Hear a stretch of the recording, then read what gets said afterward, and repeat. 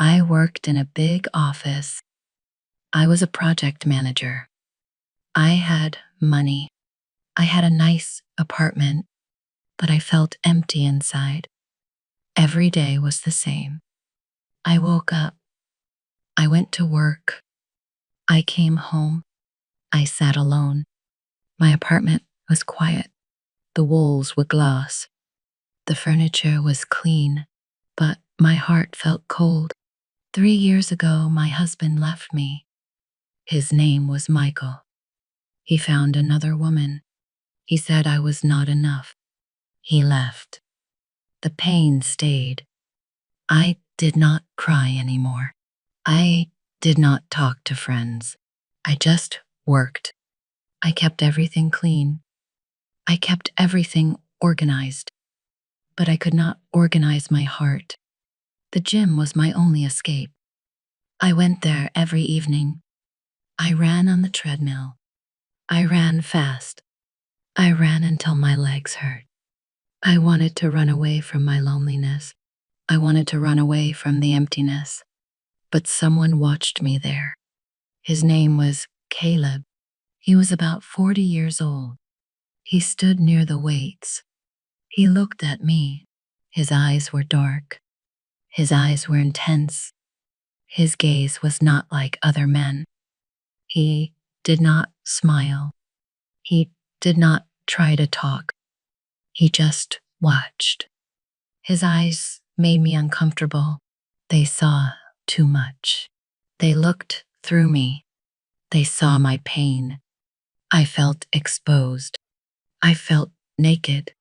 I changed my workout time. I came early.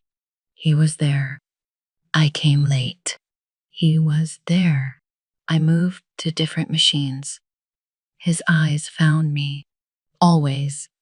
Sometimes he nodded. A small, polite nod. Nothing more. But his eyes said more. They said, I see you. I know you. I could not concentrate. I could not run. I could not breathe. Who was he? What did he want? Why did he stare at me like that? I became obsessed. I thought about his eyes at work. I thought about them at home. I thought about them before sleep. Those dark, knowing eyes. One evening I was very tired. I ran for an hour. My legs hurt. My chest hurt. Tears came to my eyes. I was tired of running. I was tired of being alone. I was tired of everything. I stopped the machine. I closed my eyes. I breathed hard. I felt the tears on my face. Physical pain. Emotional pain. Everything mixed together. Then I opened my eyes. He was there, right next to me, standing close, watching me, that same unmistakable gaze. I could not run anymore. I was tired of being hunted. I was tired of those eyes that knew my secrets. I stepped off the treadmill. My legs shook, but I walked straight to him. I stopped right in front of him. I looked at his face. Why you keep looking at me like that? I asked. My voice was not steady. Are you a friend or an enemy? He did not move back. He did not look surprised. He stepped closer. His voice was low. It was almost a whisper. Because you are running from where you belong. His words hit me like cold water. I stepped back. My heart beat fast. Who are you? I said. My voice was louder now. How do you know me? He knew. Somehow he knew. He saw that I was running. He saw that I was hiding. But how could a stranger see this? I felt scared, but I also felt something else. I felt curious. I felt pulled toward him. He reached into his pocket. He took out a small card. He held it out to me. My name is Caleb, he said. His voice was calm. I own a shop. It is called the Last Minute Antique Shop. And I know your name is Charlotte. I took the card. My hand shook. I looked at it. There was an address. There was a phone number. There was his name. But how did he know my name? I have been looking for you, Charlotte, he said. He looked into my eyes. Come find me when you stop running. Then he turned. He walked away. He left me standing there, alone, confused, scared. I went home. I could not think. I could not eat. His words stayed in my mind. You are running from where you belong. Was I running? Yes, I was. I ran every day. I ran from my failed marriage. I ran from my pain. I ran from my loneliness. But how did he know? I looked at the card again. The Last Minute Antique Shop. The address was not far, just 3 blocks from my apartment. I told myself to throw it away. I told myself to forget him. He was dangerous. He knew too much. He made me feel exposed, but I could not forget. His eyes stayed with me. His voice stayed with me. His words stayed with me. I put the card on my table. I stared at it for an hour. Maybe he was dangerous. Maybe he was not. Maybe he had answers. Maybe he was the key to something. I went to bed, but I could not sleep. I saw his eyes in the dark. I heard his voice. Come find me when you stop running. 2 days passed. I went to work. I came home. I did not go to the gym.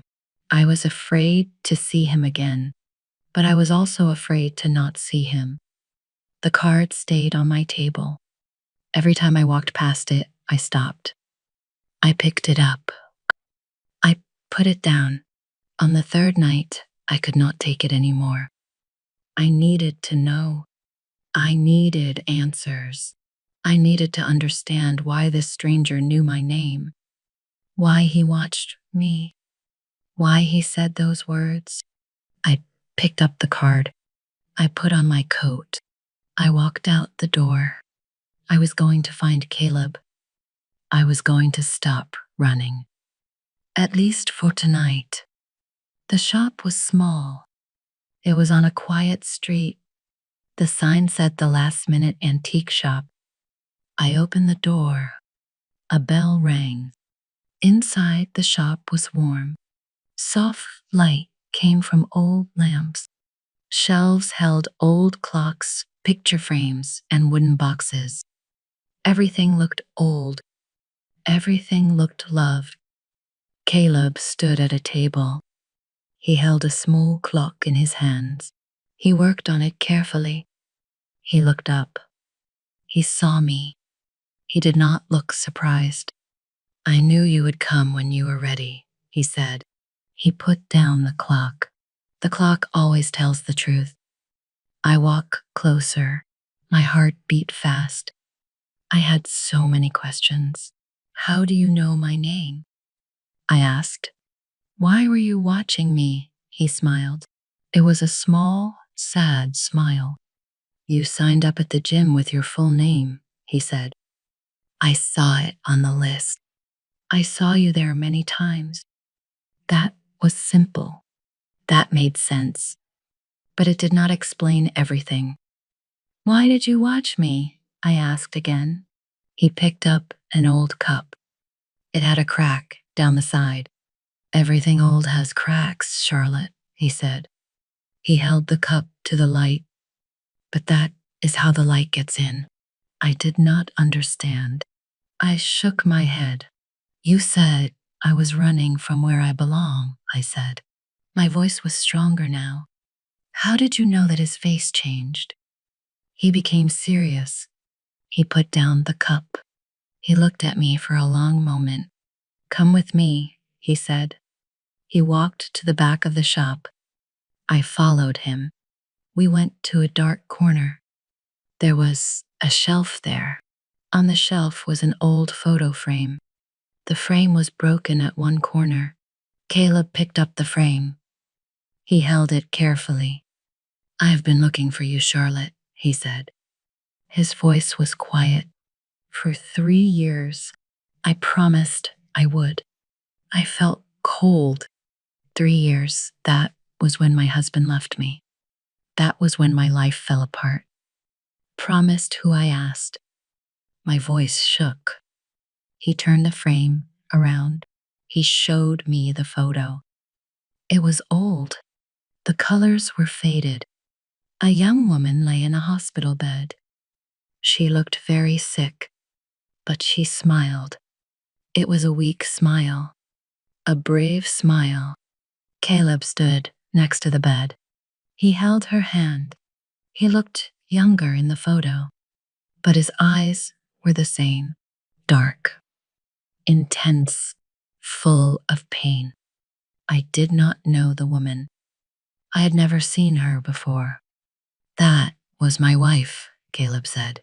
His voice broke a little. "Her name was Liana, and she asked me to find you." I stared at the photo. My mind raced. I did not understand. "I do not know her," I said. "I have never met her." "Why would she want you to find me?" Caleb put the frame back on the shelf. He turned to face me. His eyes were wet, but he did not cry. "Liana was your husband's sister," he said. "Michael was her brother. And she died 3 years ago." The room spun. I grabbed the shelf. "Michael, my ex-husband, he had a sister. He never talked about his family. He said they were not important. He said he did not need them." "Michael never told me," I whispered. "He never said he had a sister." Caleb nodded. His face was hard. "He cut off his family," Caleb said. "He left them. He never came back, not even when Liana was dying." I looked at the photo again. Liana, Michael's sister. My ex-husband had a sister, and she died, and he never told me. Caleb sat down on an old chair. He looked tired. He looked sad. "Michael left his family when he was young," Caleb said. "He wanted success. He wanted money." He said his family held him back. So he left. He never called. He never visited. I sat down too. My legs felt weak. I remembered Michael. He was cold. He was distant. He never talked about his past. Now I knew why. "When Liana got sick, we tried to find him," Caleb said. "We called. We sent letters. He never answered. Not once.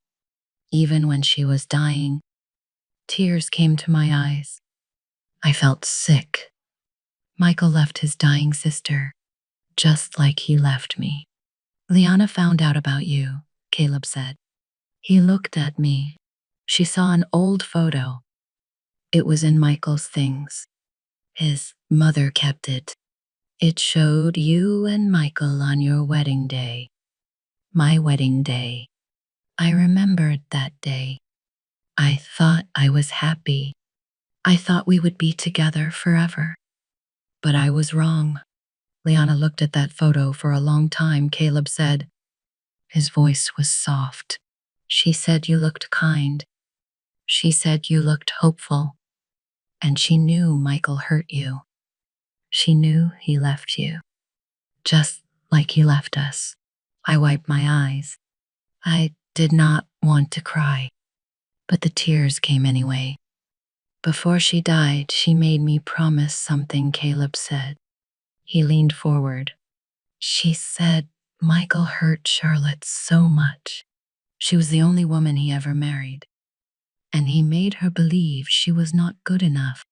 Promise me, Caleb, find her." Find Charlotte. Tell her she is strong.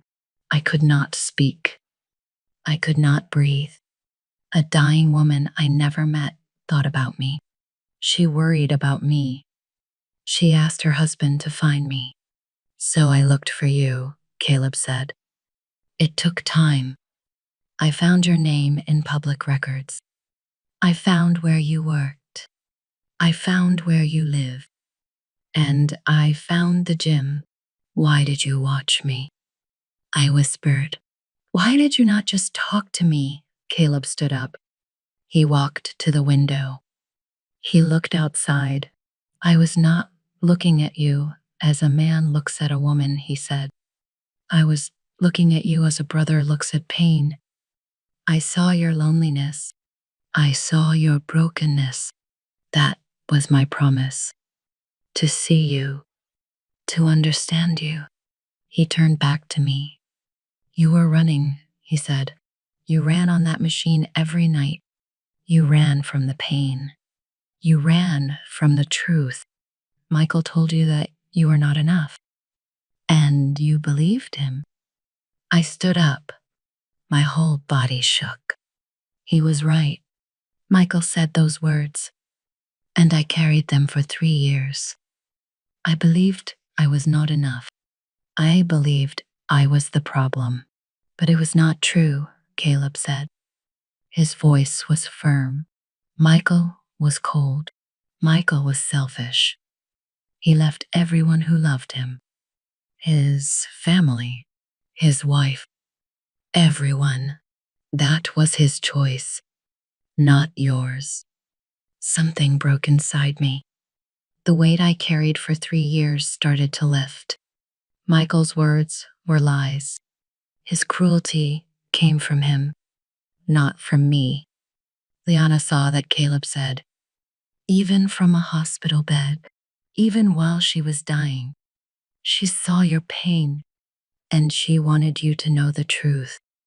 You are strong, Charlotte. You survived him. You are still here. I felt found. For 3 years, I was lost. I was alone. I was running. But now someone saw me. Someone understood. Not just Caleb, but Liana too. A woman I never met cared about me. Michael lost everything, Caleb said quietly. He lost his sister. He lost you. He chose his career. And now he has nothing but his cold life. I nodded. I understood now. The pain was real, but it was not my fault. I started visiting the shop every evening after work. Caleb and I did not go on dates. We just talked. We sat among the old things. We shared our pain. I told him about my marriage. I told him how Michael said I was boring, how he said I was not pretty enough, how he found someone else, how he left without looking back. Caleb told me about Liana, how she got sick, how he cared for her, how he watched her fade away, how he held her hand when she died. We were 2 damaged people. We tried to find beauty in the broken pieces. I hated my job, I said one evening. We sat at his work table. I hated the office, the glass walls, the perfect furniture. It was all fake. Caleb looked at me. He listened carefully. I built that perfect life to hide the truth, I said. I wanted to prove Michael wrong. I wanted to show I was successful. But I was just running. Again. So stop running, Caleb said. He smiled. Do something you love. I looked around the shop. I loved this place. It was full of old things, but they were real. They had history. They had cracks, but they were beautiful. You have a good eye, Caleb said. He pointed to a vase I moved earlier. You see how things should look. You understand beauty. He asked me to help him. He wanted to redesign the shop, make it more inviting, show the antiques better. I said yes. I started coming to the shop earlier. I brought paper. I drew sketches. I moved furniture. I cleaned old picture frames. I polished wood. I arranged the shelves. For the first time in 3 years, I felt joy. Real joy. Not fake happiness. Not pretend smiles. Real joy that came from creating something. Caleb watched me work, but his gaze changed. At first, his eyes held sadness. They held the promise he made to Liana. Then they held sympathy, understanding. But now they held something else. Something warmer. Something deeper. One evening, I was arranging flowers in an old jar. Caleb stood nearby. He stared at me. I looked up. What I asked? I smiled. I do not see my wife's sadness in your eyes anymore, Charlotte, he said. His voice was soft. I just see you. The woman who stopped running. The woman who finally sees herself. My heart beat faster. His words touched something deep inside me. I put down the flowers. I walked to him. I see you too, Caleb, I said. Not the man who made a promise. Just you. The man who kept his word. The man who saw me when I was invisible. We stood close. The shop was quiet. An old clock ticked on the wall. The sound was steady, peaceful. I am grateful for Liana, I said. She saved me, even though we never met. She would be happy, Caleb said. She wanted you to be free. I am free now, I said. Because of her. And because of you. Caleb reached out. He touched my hand. His touch was gentle, warm. It was not rushed. It was not forced. It was natural. Right. I did not plan this, he said. I came to the gym to fulfill a promise. But now, I asked. Now I want to stay, he said.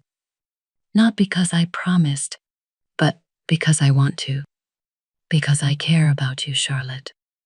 I felt tears again, but they were different tears. They were happy tears, healing tears. I care about you too, I whispered. He leaned closer. I did not step back. I did not run. I stayed. I waited. He kissed me. It was soft. It was slow. It was full of understanding, full of peace, full of certainty.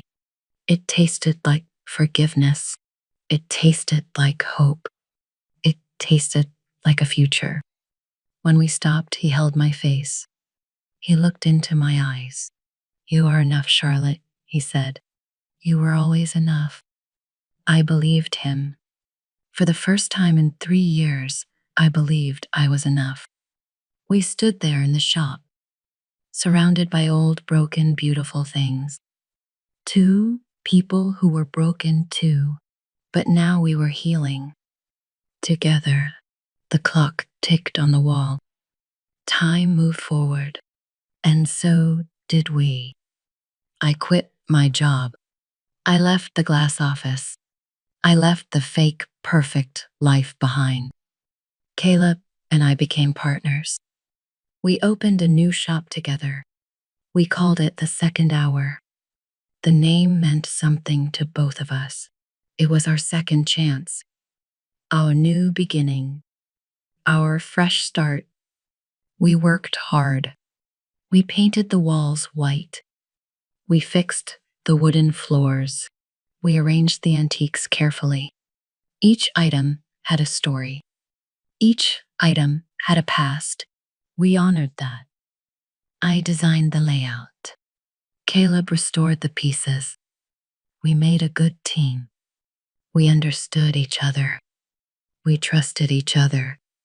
The day we opened, customers came. They walked in slowly. They touched the old furniture.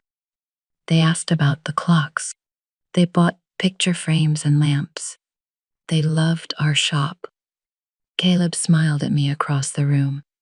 His eyes were warm, happy, proud. "We did it," he said.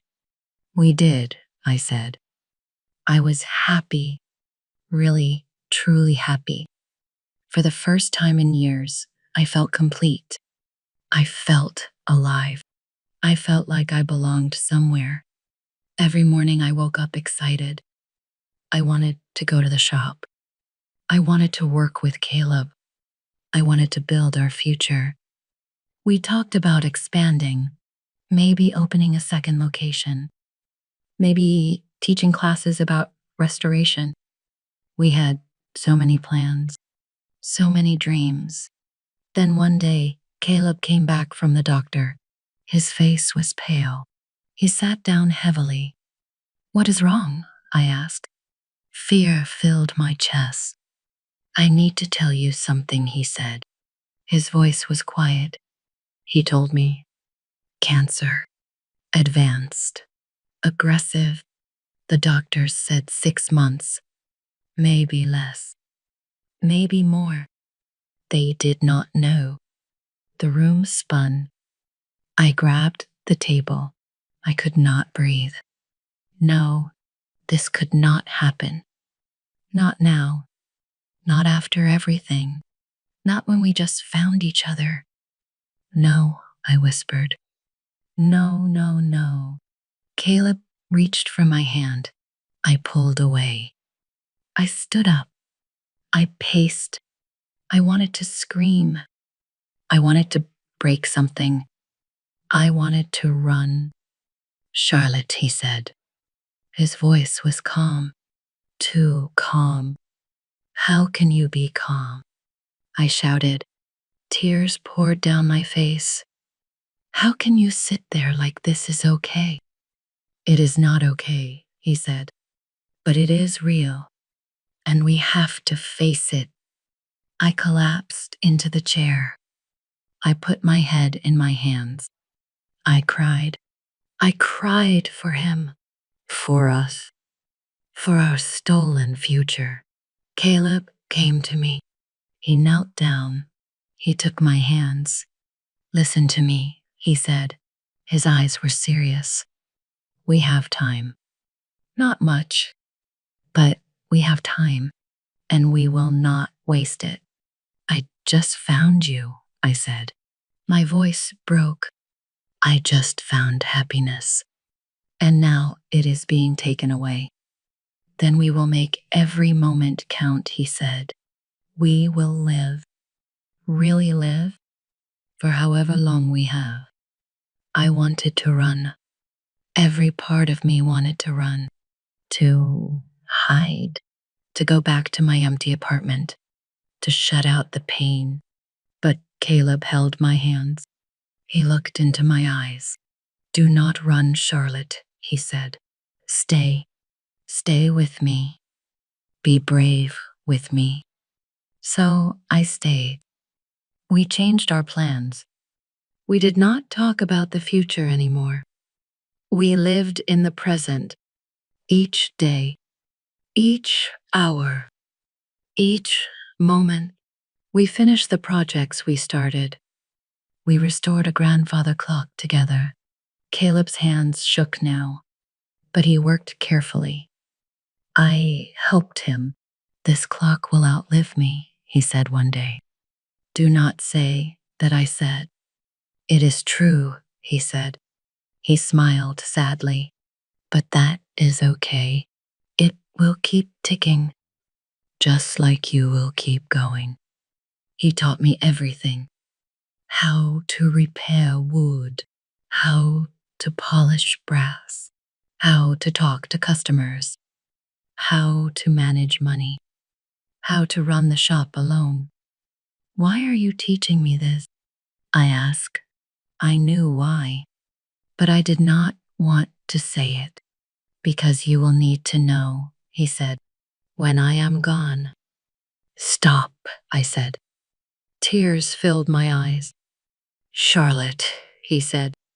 He took my face in his hands. Real strength is not about avoiding pain. It is about standing in it. It is about enduring it without running. I understood. He was preparing me, not just for the shop, for life, for loss, for survival. The months passed. Caleb grew weaker. He spent more time resting, less time in the shop. I took care of him. I cooked for him. I sat with him. I held his hand. One evening I did something I never thought I would do. I called Michael, my ex-husband. He answered after 3 rings. Charlotte, he sounded confused. I met Caleb, I said. My voice was steady, strong. Your sister's husband. I know everything now. I know what you did. How you left them. How you left me. Charlotte, I am not calling to argue, I said. I'm calling to tell you something. I found happiness. Real happiness. It was brief, but it was real. And I am strong now. Stronger than I ever was with you. I hung up. I did not need to hear his response. I did not need his apology. I just needed to speak my truth. Caleb died on a Tuesday morning, peacefully, in his sleep, at home. I was holding his hand. The pain was enormous. It was a tidal wave. It crashed over me.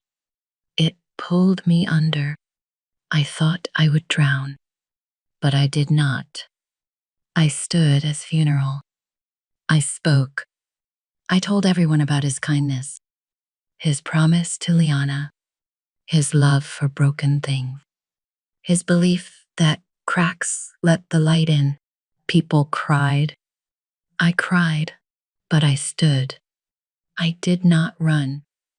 3 months later, I stood in the second hour. The shop was open. Customers browsed the shelves. The grandfather clock ticked in the corner. I walked to the clock. I touched the wood. I remembered Caleb's hands on this same spot. I remembered his voice, his laugh, his eyes. His gaze was always a promise, but not a promise of forever. A promise of truth. A promise to help me stop running, to help me find myself. I lost him. I lost love. Again, the pain was real, deep, permanent, but I did not lose myself this time. I looked at the clock. It ticked steadily. Time moved forward. It always did. I was not running anymore. I was standing, firm, strong, alive. Here, the shop was full of light, full of life, full of broken, beautiful things. Just like me, I smiled, a sad smile, a grateful smile, a strong smile. The clock ticked on, and so did I.